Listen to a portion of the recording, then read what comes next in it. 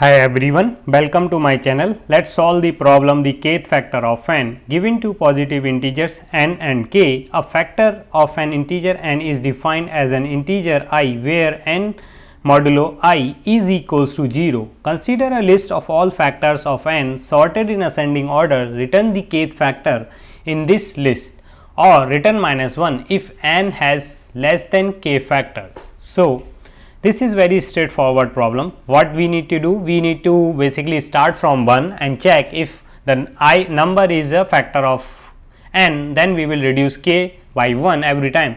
Once we reach k is equals to 0, we will return that I or factor, otherwise we will return -1 after that. So, for 12 we will start from 1 is a factor, yes, 2 is a factor, yes, 3 is a factor, and when we reach on 3 k will become 0, hence we will return the 3 is our third factor of 12.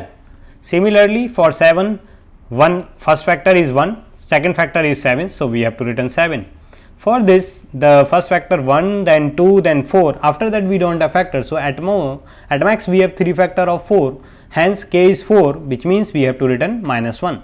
So, this is very straightforward, like the naively we can just implement for int start from 1, int I is equals to 1, then I less than or equals to n I plus plus, and we will check if n mod, first we will check whether I is a factor of n or not. If it is a factor of n, then we subtract k by 1 and also check if k become, as soon as k reach to 0, we will return that factor as the kth factor. Otherwise, after trying all possible factor, if it is not answer, then we have to return -1. So, let us try to test this with some other custom test cases as well, 4 4 and 7 3 7 1, like just some custom test cases, and try again it. Let us see if our all custom test cases passes, then we can easily submit our solution.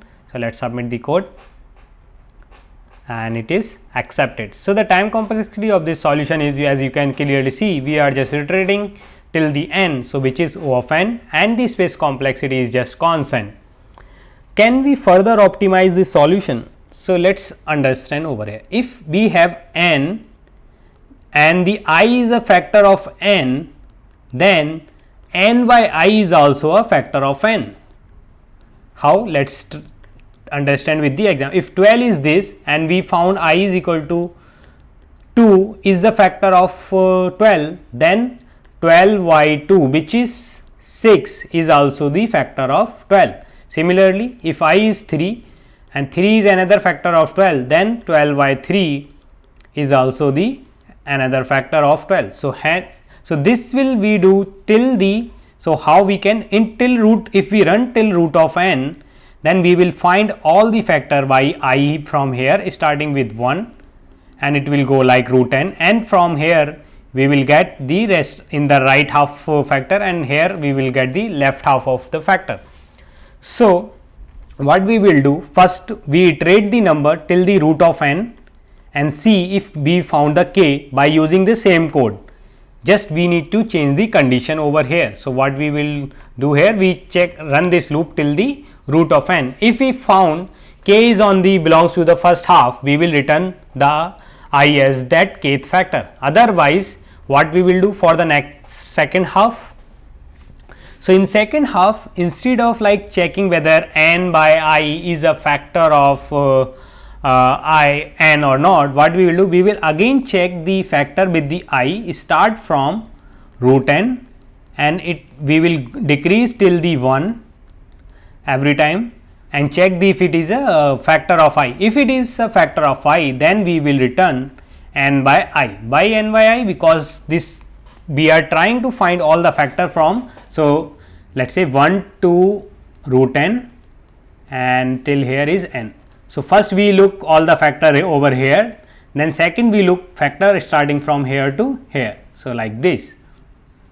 So, hence now we will check if n by I is a factor of I. Again, it's the same way, instead of returning I, we return n by I. So, that is the solution, and let us try to compile this code as well.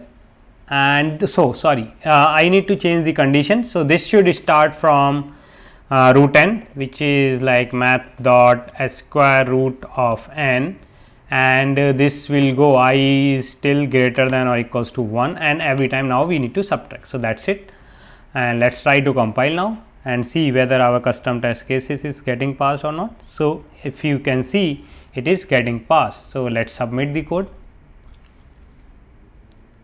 and it is accepted. So, this solution, as you can see, we are running two for loop of root n. So, it is overall O of root n. So, the time complexity of this solution is O of root n, which is square root of n. So, that is it, and the space complexity again constant. So, this is the solution. Try it out, and if you like this solution, hit the like button and subscribe to my channel, and thanks for watching.